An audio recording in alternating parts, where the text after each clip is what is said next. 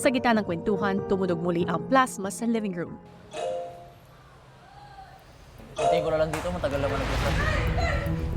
34! 35. Bad vibes, please. More bad vibes.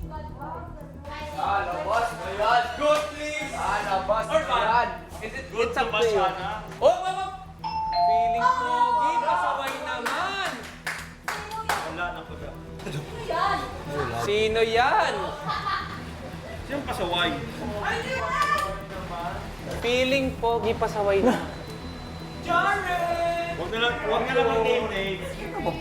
Ang kino na lang natin, Kuya Briggs. Tayo naman yung matanda dito eh. Sorry. Ang matamaan Sige, na okay lang. lang, okay lang, okay lang. Pasaway ako. Pero hindi ako pogi. Ewan ko yung kwento. Pasaway ako. Pero hindi ako feeling pogi. 34? O, di naman ako. 35? Kitang-kita naman sa mukha. Yung ibang mga comments po kuya, mga nakakagaan ng loob, yung iba naman po kuya, nakakasakit ng loob. Napaka-personal po ng mga sinasabi po.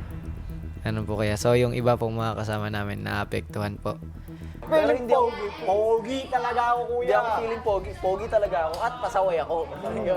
Yun, pwede pa. Pasaway ako. Pasaway lang. Not been his usual energetic self, jumping around, making tons of jokes. He just looks malungkot po kuya. With anyone who has anything bottled up inside them, there's a point to where it's too much. This might be what is going on with Mark right now. Maya-maya pa ay sinamahan ni Rain si Mark.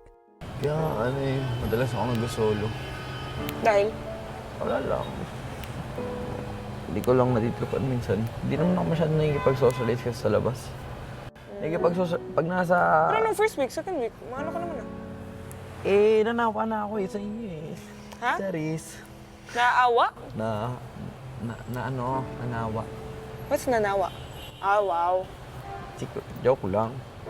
Pero hindi. Ano lang. Tamad lang kasi ako kasi walang bago dito. Wala Walang pang topic. bago. Kaya ako mahilig akong mag-explore. Kaya nga lahat ko na napapansin eh. Hindi na nakakatuwa.